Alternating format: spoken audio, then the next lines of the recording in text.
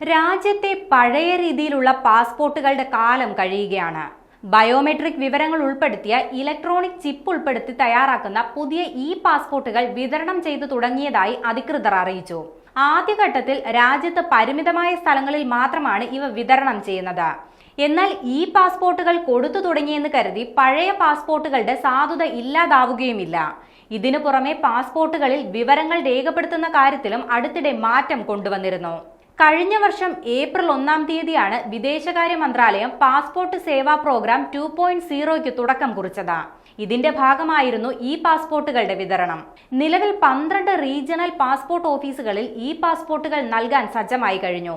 നാഗ്പൂർ, ഭുവനേശ്വർ, ജമ്മു, ഗോവ, ഷിംല, റായ്പൂർ, അമൃത്സർ, ജയ്പൂർ, ചെന്നൈ, ഹൈദരാബാദ്, സൂറത്ത്, റാഞ്ചി എന്നീ ഓഫീസുകളിലാണിത്.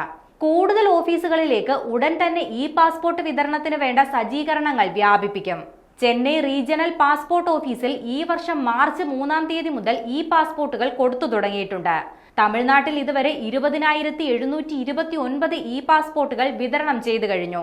Radio frequency identification ചിപ്പാണ് പാസ്പോർട്ടിൽ സാധാരണ പാസ്പോർട്ടിൽ നിന്ന് വ്യത്യസ്തമായി ഉള്ളത്. പാസ്പോർട്ടിലെ കവറിനകത്തായി ഇത് സജ്ജീകരിക്കും. സ്വർണ്ണ കവറിലുള്ള പ്രത്യേക അടയാളം കവറിൽ പ്രിന്റ് ചെയ്തിട്ടുള്ളത് കൊണ്ട് തന്നെ പാസ്പോർട്ടുകൾ ഒറ്റ നോട്ടത്തിൽ അറിയാനാകും. പാസ്പോർട്ട് ഉടമകളുടെ ബയോമെട്രിക് വിവരങ്ങൾ ഉൾപ്പെടെ ഇതിൽ രേഖപ്പെടുത്തിയിട്ടുണ്ടാകും.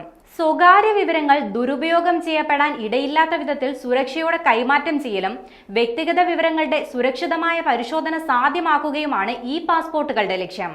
ഇത് സാധ്യമാകുമ്പോൾ വിവരങ്ങൾ ദുരുപയോഗം ചെയ്യപ്പെടുന്നതും വ്യാജ പാസ്പോർട്ടുകൾ ഉണ്ടാക്കുന്ന പ്രവണതയും കൂടുതൽ ഫലപ്രദമായി തടയാൻ സാധിക്കുമെന്നതാണ് നേട്ടം.